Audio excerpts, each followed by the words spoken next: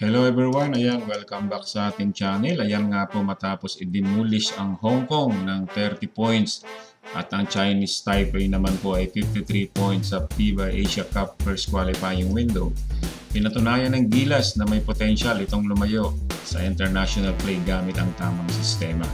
At ito nga po naglabas po ng balita itong ating mamamahayag na si Joaquin Henson or si Quinito Henson na tungkol nga po dito sa 10 bagay daw na kapansin-pansin dito sa ating Gilas team, no?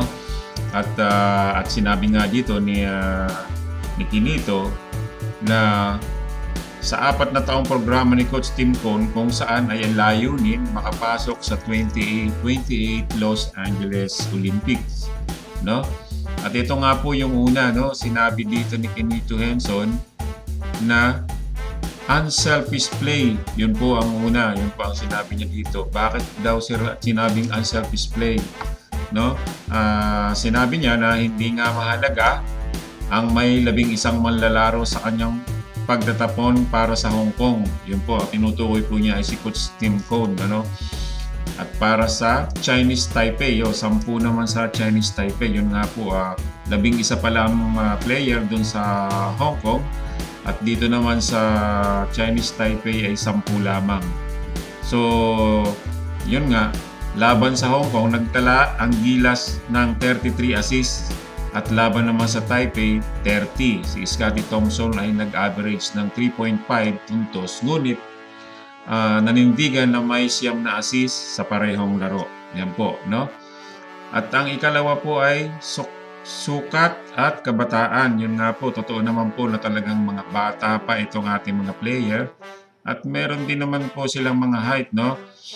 Pero binanggit po dito ni Quinito Henson na hindi na kailangan ng higante o ng malakas o ng malaki, ika nga. Sapagkat si Justin Brownlee daw nga po ay 6'4" and 5'8". At yun nga, hindi naman kalakihan, no? So, kumbaga si Kai Sotto po lamang okay na. At nandyan pa rin nga si Junmar Fajardo. At saka si AJ Edu na 6'10", no? Ayan, 6'10 din po yan si Junmar. 6'9 naman si Japet Aguilar kasama sa roster. Ang mga young gun na sina, yan nga, Soto, Edu, Carl Tamayo, Kevin Kiambao.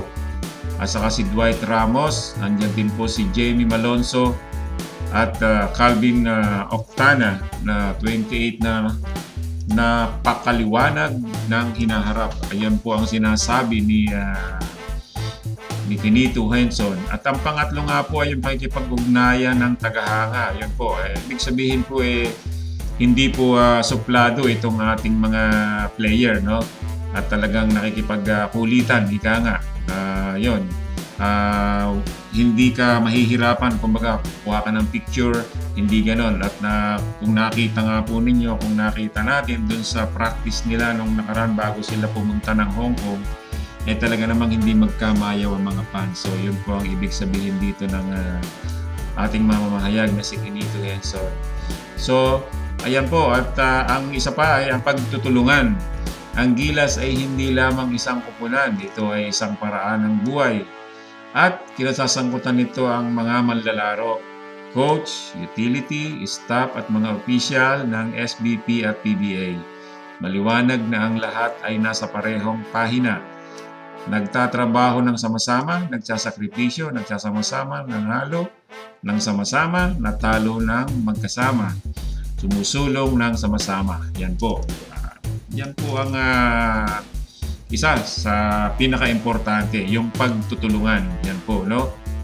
Walang pag-atubili na sumali. Ayan. Nang dumating ang tawag sa tungkulin, walang nagdalawang isip na magpatala. Yung kumbaga, hindi na sila nag-alinlangan, no? Wala nang pakeme-keme pa, no? Kumbaga isang tawag lang ika nga, sige, go ka agad. Yun po ang ibig sabihin, di pahiwatig dito ni Quinito Henson. Ayan po, yung mga sinasabi ditong isa na ano ba itong buying in the system.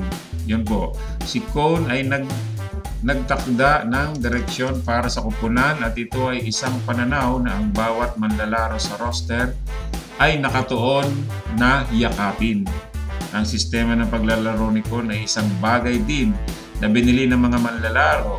Isang sistema na nangangailangan ng disiplina, hindi pagmakasarili, paggalaw ng bola, paggawa ng dagdag na pasa at pagsusumikap. Ayun nga, no? So kung mapapansin nga natin, wala naman talagang naging buaya, no? Simula po nung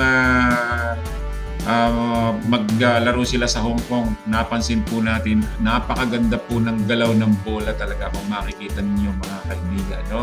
Mga idol. So yun, kaya yun siguro ang isang sinasabi dito ng ating veteranong manunala na si Kinito. So ayun, at sabi nga ay nag-e-enjoy sa pressure, no? Kumbaga ay hindi sila taranta, ika nga. Kahit nandyan ang pressure ay okay lang sa kanila, no? Ayan nga, at palaging may pressure sa gilas na mag-deliver. Mataas ang expectation, hinihiling ng mga tagahanga ang mga positibong resulta. Sa diskarte ni Cone, ang mga manlalaro ay nag-e-enjoy sa loob at labas ng court. Nararamdaman nila ang pressure pero hindi sila umaatras. Ayun nga, yung katulad ng sinabi ko na okay lang kahit nandyan ang pressure, hindi sila nagpapainda sa pressure. Ika nga, ayun. Yan naman talaga ang pinaka-importante, di ba? Kasi kapag nag-pressure ka, konting tawag ng referee, andyan na, malilito ka na or bubulyawan mo na yung referee, magagalit ka na sa referee. Yun yung tinatawag na hindi mo dapat ginaganon. No? Yun yung, yun yung tinatawag na nagpapadala ka sa pressure mo pagka ikaw ay naglalaro. Pero kung hindi ka nagpapadala, nag-enjoy ka sa pressure, okay lang, no? Ayun, ito pa yung sumunod, mga itinilagang tungkulin. Yun. Anong ibig sabihin nito mga itinilagang tungkulin, itong designated roles na ito? Ang mga manlalaro ay hindi nalilito kung ano ang dapat nilang gawin sa sahig or sa floor.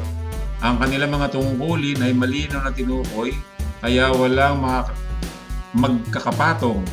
Ang mga shooter, lockdown defender, facilitator, rebounder, rim protector, help defenders, screener at face setter ay hinahasa upang maisagawa. Ayan.